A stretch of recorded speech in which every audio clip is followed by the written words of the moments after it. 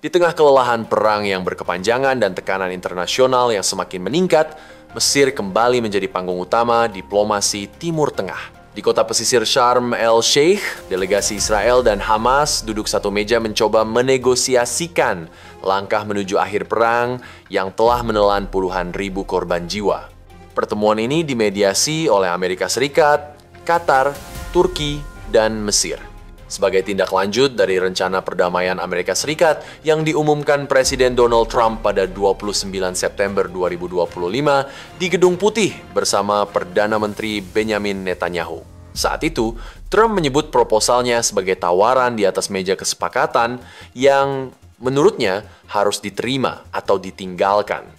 Dalam pengumuman resmi, Presiden Trump mempublikasikan peta penarikan yang disetujui Israel. Berdasarkan peta itu, IDF akan tetap berada di sekitar 70% wilayah jalur Gaza, seperti posisi mereka pada akhir operasi Gideon. Garis penarikan awal mencakup wilayah Khan Yunis, Rafah, koridor Philadelphia, serta bagian utara Gaza termasuk Sajaya dan Tel Tufah. Trump menegaskan bahwa ketika Hamas menyetujui proposal tersebut, gencatan senjata akan langsung diberlakukan, disusul pertukaran sandera dan tahanan. Namun di balik garis depan, negosiasi di Sharm el-Sheikh memasuki tahap paling menentukan.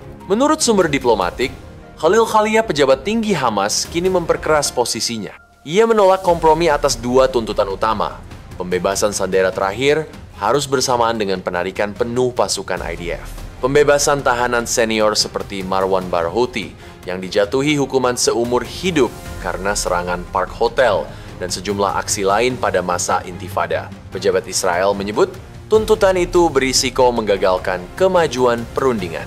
Perbedaan pandangan mengenai urutan penarikan pasukan dan mekanisme keamanan pasca kesepakatan menjadi batu sandungan utama.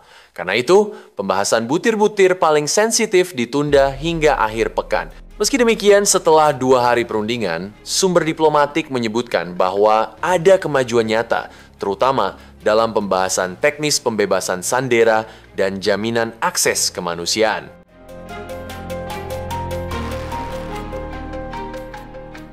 Dalam keterangannya di Washington, Presiden Trump menyampaikan keyakinan bahwa kesepakatan akhir sudah dekat. Egypt, Jordan, and so many others, so many people fought so hard. This is a big day. We'll see how. Sementara itu, delegasi dari Turki dan Qatar dijadwalkan tiba di Sharm el-Sheikh untuk memperkuat proses mediasi. Kedua negara memiliki peran penting Qatar sebagai saluran komunikasi utama dengan kepemimpinan Hamas di Doha dan Turki sebagai suara politik berpengaruh di dunia Islam. Namun, diplomasi di darat berjalan beriringan dengan ketegangan di laut. Sebuah kapal flotila kembali berlayar menuju jalur Gaza, menantang blokade laut Israel. Menurut laporan media internasional, konvoi itu dicegat oleh Angkatan Laut Israel sekitar 120 mil laut dari pantai Gaza.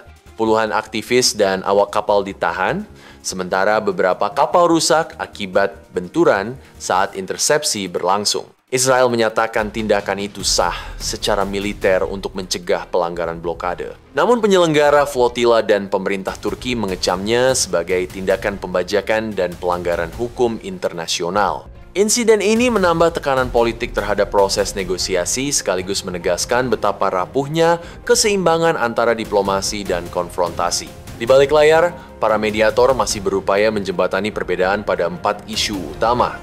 Yang pertama, penarikan pasukan Israel dari Gaza setelah pembebasan sandera.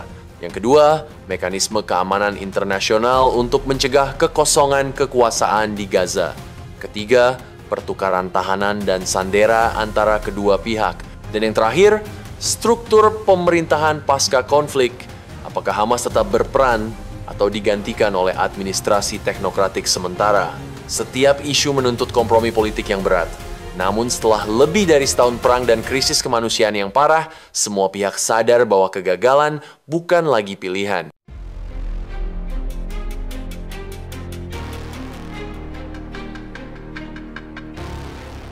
Sementara diplomasi berjalan di Mesir, di Gaza sendiri situasi tetap tegang. Pasukan pertahanan Israel, IDF, kini menguasai seluruh pintu masuk menuju kota Gaza. Melalui panggilan telepon, pesan teks, mereka menginstruksikan warga sipil yang tersisa di wilayah utara untuk bergerak ke selatan menuju zona yang dinyatakan aman. Di Washington, Presiden Trump menegaskan kembali keyakinannya bahwa kesepakatan itu sudah di depan mata. Dalam pernyataannya, ia berterima kasih kepada keluarga para sandera Israel yang menominasikannya untuk hadiah Nobel Perdamaian. Langkah simbolis yang menyoroti besarnya taruhan bukan hanya bagi Gaza, tapi juga bagi reputasi global Amerika Serikat. Trump mengatakan bahwa rencana perdamaian ini melampaui Gaza dan dapat membawa stabilitas bagi seluruh Timur Tengah bahkan hingga ke Iran. Namun realitas di lapangan menunjukkan hal berbeda. Pada hari Selasa, IDF mencegat 4 pesawat tanpa awak UAV yang diluncurkan dari Yaman oleh kelompok Houthi yang didukung Iran. Drone itu menargetkan kota Resor Eilat di tepi Laut Merah, ratusan kilometer dari Gaza. Beberapa jam kemudian, Israel melancarkan serangan udara di Lebanon Selatan, mengeliminasi 2 militan Hizbullah, dan menangkap seorang penyelundup senjata di perbatasan Suriah. Pada 8 Oktober 2025, pasukan IDF dan Shin Bet berhasil menggagalkan penyelundupan besar senjata asal Iran yang dikirim oleh Korps Garda Revolusi Iran ke kelompok teroris di Yudea dan Samaria. Dari operasi tersebut, disita 29 ranjau anti-personel, 15 roket anti-tank, 4 drone 2 diantaranya bermuatan peledak, 3 peluncur roket, 53 pistol, 7 senapan, 9 senapan mesin, serta ribuan butir amunisi. Operasi berawal dari penangkapan seorang pedagang senjata di dekat Ramallah yang mengungkap jaringan penyelundupan lintas perbatasan dengan dukungan langsung IRGC. Temuan ini menunjukkan upaya Teheran memperluas pengaruh militernya di luar Gaza dengan mempersenjatai faksi-faksi bersenjata di tepi barat. Menurut pejabat keamanan Israel, pengungkapan ini menjadi bukti nyata strategi Iran untuk membuka front baru melawan Israel di jantung wilayah Yudea dan Samaria. Peristiwa-peristiwa ini menunjukkan satu hal, bahwa meskipun perang di jalur Gaza mungkin mendekati akhir lewat diplomasi, api konflik di kawasan masih menyala. Dari Yaman hingga Lebanon, dari Suriah hingga Tel Aviv, bayangan perang regional terus membayangi setiap langkah menuju perdamaian. Menjelang akhir pekan, dunia menatap ke Sharm el-Sheikh dengan harapan baru bahwa di antara ruang rapat diplomatik yang dijaga ketat akan lahir sebuah kesepakatan yang mampu menghentikan penderitaan panjang Gaza sekaligus membuka jalan menuju stabilitas jangka panjang di Timur Tengah.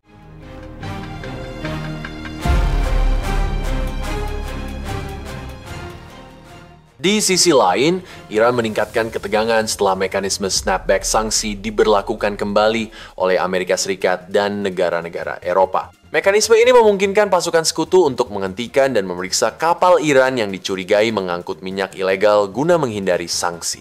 Iran, melalui Korps Garda Revolusi Islam, IRGC, memperingatkan akan membalas setiap intervensi terhadap kapal mereka. Langkah ini merupakan respons terhadap penyitaan kapal-kapal armada bayangan yang digunakan Iran untuk menjual minyak mentah ke luar negeri, terutama ke Tiongkok dan India, demi mendapatkan uang tunai di luar sistem perbankan global yang dibatasi sanksi. Perdana Menteri Israel, Benjamin Netanyahu, dalam wawancara terbarunya bahkan mengungkapkan bahwa Iran tengah mengembangkan rudal balistik antar benua dengan jangkauan hingga 8.000 km cukup untuk menjangkau New York atau Washington DC. Pengungkapan ini dianggap sebagai sinyal peringatan bahwa tekanan sanksi dan kekalahan militer mendorong Iran ke arah eskalasi baru.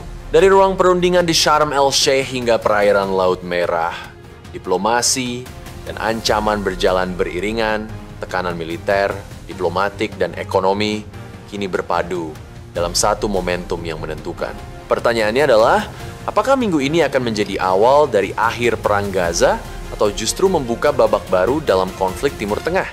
Jawabannya bergantung pada hasil negosiasi yang masih berlangsung di bawah bayang-bayang sejarah dan di tengah harapan rapuh akan perdamaian yang belum juga tiba. Beritahu kami pendapat Anda di kolom komentar di bawah ini. Jangan lupa untuk like, subscribe, dan aktifkan notifikasi pada video ini agar tetap mendapatkan informasi tentang perkembangan terbaru dalam geopolitik dan perubahan tatanan dunia yang sedang berlangsung. Terima kasih telah menonton dan sampai jumpa di video berikutnya.